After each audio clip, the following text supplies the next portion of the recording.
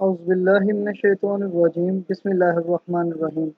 Welcome to Java series. आज के इस लेक्चर में हम समझने जा रहे हैं कि जावा में स्विच केस स्टेटमेंट्स क्या होती हैं। तो स्विच केस स्टेटमेंट्स को समझने के लिए हम अपने इंटेलिजेंट आइडिया को ओपन करते हैं। इसमें टिप आ रही है, इसको रीड लाजमी कर लीजिएगा।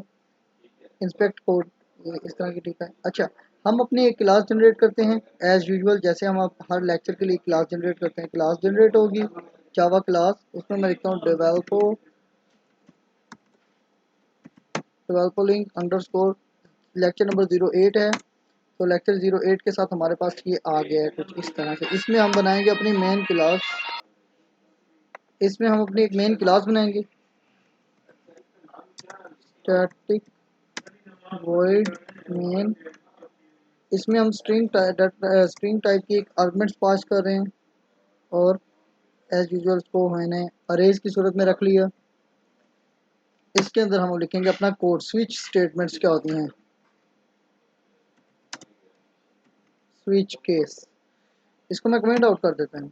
तो पहले मैं आपको बता दूं स्विच केस यूज़ कहाँ पर होता है। स्विच केस कभी भी आप फ़र्ज़ किया, आप कहते हैं कि मेरे पास एक स्टूडेंट है जिसके ग्रेड्स के वाइज मैंने उनको तरतीब देना है। जैसे कि एक स्टूडेंट है, अगर उसकी ग्रेड ए आता है तो मैं कहूँ यार एक्सीलेंट। अगर उसका ग्रेड बी आता है तो मैं कहता हूँ यार बेटर। अगर उसका सी आता है मैं कहता हूँ गुड, और डी आता है तो मैं कहता हूँ कि ट्राई अगेन।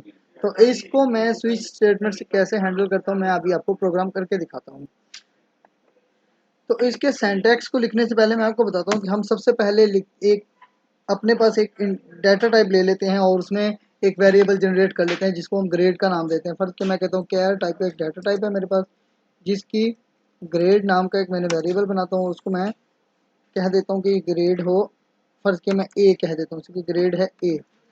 अच्छा, इसको मैं लिखने के लिए अब मैं आपको बताऊँ कि हम स्विच को कैसे लिखते हैं। हमने सबसे पहले लिखना होता है कि स्विच, हमने लिखना होता है स्विच। स्विच जैसे कि मैं अभी आपको दिखाता हूँ, एस सॉरी, यहाँ पर स्विच। स्विच के साथ मैंने ब्रैकेट बनानी है। स्विच कैसे छोटा होगा, स्विच के साथ मैंने ब्रैकेट बनाया। ब्रैकेट में मैंने लिखना है ये वाला वेरिएबल। इस वेरिएबल को मैं लिख देता हूँ इस तरह। ये तो हो गया मेरे पास स्विच स्टेटमेंट का कैसे काम करेगा। सिंटैक्स समझ लेके स्विच स्टेटमेंट लिख दिया। उसके बाद मैंने ये बता दिया कि यार ये स्विच है, उसके अंदर एक वेरिएबल जो है ग्रेड है। तो ग्रेड के बाद वो ये करे कि मैं इसमें जाता हूँ इस तरह। मैं कहता हूँ कि इसमें अब मैंने लगाने हैं कि ग्रेड है, इसमें मैंने लगाने हैं केस। केस कैसे लगाने हैं कि केस लिखूंगा, केस में लिखूंगा अगर ग्रेड ये है। केस में लिखना है मैंने कि केस, स्विच में लिख दिया ग्रेड। अगर ग्रेड ये है तो सिस्टम डॉट आउट करके वो मुझे ये रिजल्ट दे। उसके बाद हम लगाते हैं एक ब्रेक। ब्रेक से ही होता है कि मैं आपको अभी बताता हूँ कि ब्रेक से क्या होता है।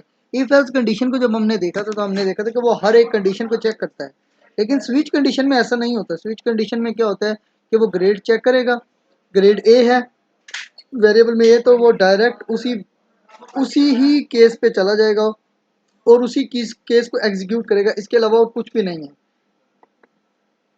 तो मैं आपको करके दिखाता हूँ। मैं लिखता हूँ वैसे केस, केस मेरा क्या है, केस है ए, ए है। उसके बाद मैं लिखता हूँ ऐसे, और साउट, साउट में मैं लिख देता हूँ क्यू योर ग्रेड इज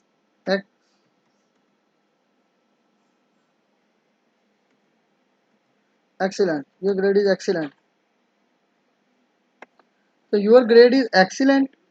तो उसके बाद अब मेरा ये प्रोग्राम क्या करेगा, वो कैर डाटा टाइप होगी, उसको चेक करेगा। उसके बाद स्विच केस में जाएगा, वहां जाके उस वेरिएबल के साथ चेक करेगा कि भाई केस कौन सा ग्रे ए है। तो पहला केस ए है, वो उसी को रन करेगा और उसके बाद उसकी इनपुट शो कर देगा। और फिर हम लिखते हैं ब्रेक, ब्रेक लिख के ऐसे। फिर हम लिखते हैं नेक्स्ट केस। नेक्स्ट केस में क्या होगा, ऐसे ही सेम एज इट इज मैं केस लिखूंगा।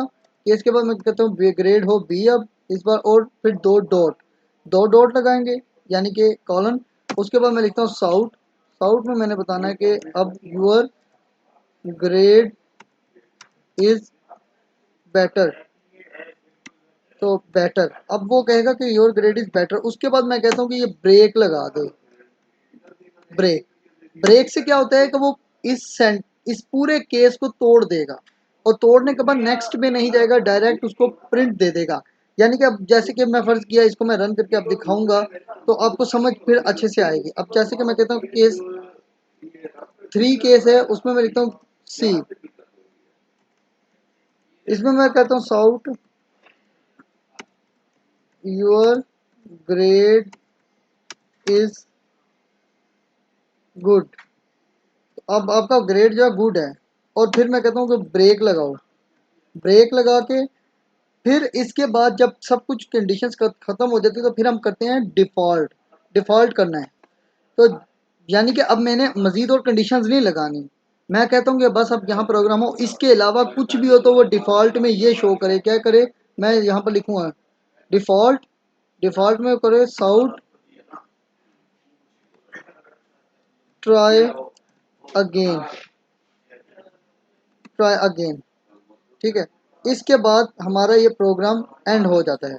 अब मैं आपको ये फाइल रन करके दिखाता हूँ। जैसे मैं रन करूँगा इस फाइल को, आप देखेंगे कंपाइल हो रही है। कंपाइलेशन के बाद अब ये क्या करेगा, इसमें ग्रेड ए है तो डायरेक्ट केस में, स्विच केस में जाता है, वहाँ पर डायरेक्ट केस में जाएगा। ए जहाँ मिलेगा ये उसको प्रिंट आउट कर देगा, उसके बाद बाकी सबको इग्नोर कर देगा।